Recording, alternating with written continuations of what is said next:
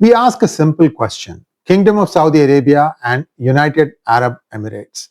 You too are investing in India, but people keep saying that you are also investing in shady activities, which is resulting in a lot of terror incidents in India. Surely you're not that dumb? Well, that's the question that we're going to try and answer today by looking at the various investments of KSA and UAE in India. When did they start? Do they have any controversies? And where do things stand today? And what do we see in the future? A small infographic to share with you with all the information that I have gathered so far, and a request to all of you to please like this video. And if you have not already subscribed to our channel, do subscribe to our channel. Here we go. Who was Parashurama, who led a life of devotion, dedication, and daring? Why did he take birth on the earth? Was it to eradicate corrupt Kshatriya rulers who had become tyrannical and oppressive, or was it to bestow daya for the needy?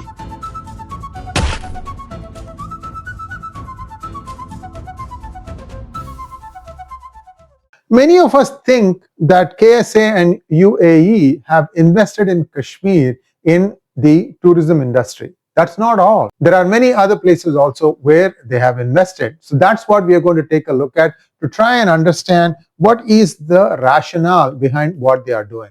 Let's first take a look at the investments of UAE in India. In the years 2024 and 2025, there has been a fair amount of investment from UAE. First one is 1,600 crores or $200 million in MR properties. It's near Gurgaon. Then a 1.72 billion investment into the Lulu Group IPO, historic listing by 𝗟𝗡𝗍𝗍, massive retail expansion across India. I'm going to come back to this because Lulu has been involved in a few controversies. I'll come to that in just a moment. And the third one is ADIA and Grow in fintech. Abu Dhabi Investment Authority anchors an IPO, initial public offering, for a company called Grow, backing Indian digital finance. As to whether that will be profitable or not, we'll have to wait and see. Now, on Lulu Group, the controversy that have been surrounding is especially around what happened in their newly constructed or newly opened mall, I should say, in Lucknow, where it was found that many people were reading namaz. Then what happened was, that was not the problem. When some Hindus came and started doing other things, Hindu-related prayers, that's when the problem started. Who started it? And in fact, the mall was inaugurated by Yogi Adityanath. So who started it? What action was taken and all that stuff, and is given in reference links to take a look at that, because that's a video.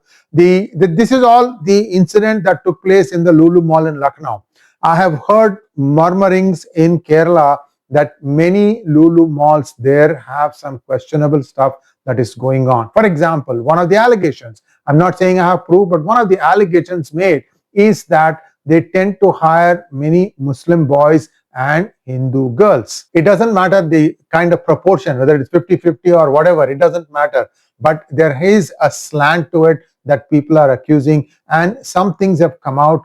I mean, this is something that the Pinarayi government will never acknowledge even, and in fact, the media now is so biased that you won't hear much. But I have had some guests mention this in the years past when they used to be guests on PGurus channel. So you have to go back and look at, for example, T.G. Mohandas and others also who have said this thing. So that is a problem. Lulu has this image problem. I don't know how successful they are going to be. By the way, guys, I've seen the mall foot traffic.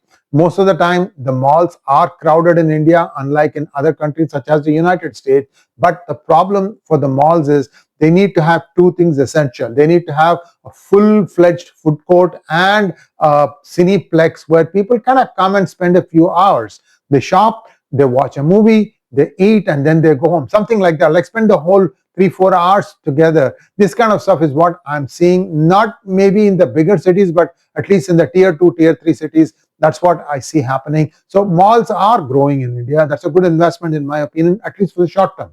Let's take a look at what Saudi Arabia has been investing in India. They've been investing 50 billion, as in boy, dollars, revived in smaller units. It's a joint venture between Aramco, AD, NOC, and Indian public sector undertakings to secure energy markets. So I'm thinking refinery, perhaps wind energy, solar energy, and other nuclear form of energy also is possible. So that is something that Saudi Arabia is aiming to invest. Also, part of the Vision 2030 document, they are trying to pivot to India first for renewable energy deals to diversify the kingdom's economy. So this is the investment part of it. Now the big question, is it in their interest to keep the pot boiling using radical Islam?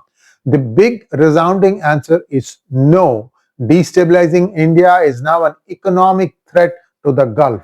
So what is the long-term strategy? Well, the logic is that it is economically suicidal for these two countries to have the pot boiling in India. India is a top trade partner. Instability destroys the value of their billion-dollar investments such as real estate, oil, technology, and so on and so forth. And therefore, they would not want to do it. Not only that, these two countries, KSA and UAE, view political Islam, that is Muslim Brotherhood, as a threat to their monarchies. They are crushing it, not exporting it. Then you can ask me a very simple, commonsensical question. Then why go and sign a deal with Pakistan, which is harboring all these terrorists, which is a place where it's a fount of terrorism? Also, I'm hearing that much of the radical activity that used to be in Saudi Arabia and in UAE has now been exported to Turkey, and Turkey is turning more radical. Look, this is something that we can also see from the fact that Amir Khan, instead of usually going to Dubai to do all his fun and frolicking, he ends up going to Turkey and then has pictures taken with the wife of Erdogan. I wonder what he was doing there. Anyway, so these are all indications that somehow the nucleus of all this troublesome stuff has moved to Turkey, and maybe these people are now saying, okay, we don't have anything to do with it. If you have any problem, deal with Turkey. And India is dealing with Turkey. In fact, India is dealing pretty sternly with Turkey. So we'll have to wait and see how that goes. Now, what about the Pakistan factor? Kingdom of Saudi Arabia enjoys very close relations with Pakistan. In fact, I told you in a previous monologue that up to 2.5 million Pakistanis work in the Kingdom of Saudi Arabia. So what happened was that Saudi Arabia has realized that Pakistan is a terror-sponsored state, and they know that the 26/11 has been sponsored and completely planned and executed from Pakistan, and they've admitted that as much in 2009 in their Interior Ministry document. So the reality is now, 2025, it is believed that UAE and KSA are demanding strict fiscal reforms from Pakistan for loans while pouring direct investment into India. Well, I'll see that to believe it. I believe that there is still some wink, wink, nod, nod going on. And you can always say that, well, these are shrewd business people. They are not going to allow all their businesses to get into risky investments and so on. But let's wait and see. These things have happened in the past. And also, the problem about these things is you are drawing snakes. Snakes are not going to listen to you after some time. Then they get out of control. And you yourself will be quashing them like the way United States does. So this is the conundrum in front of all these big countries. They have dwindling resources. In fact, I'm going to do a series of monologues where I'm going to be comparing how much money or how much is the size of their GDP, like for example, KSA, UAE, and Qatar, and how much have they pledged to invest in the United States. And the numbers are going to completely shock you, viewers. Stay tuned for that. Please like, share, and subscribe to our channel. Don't forget to click on the bell button for notifications. Namaskar.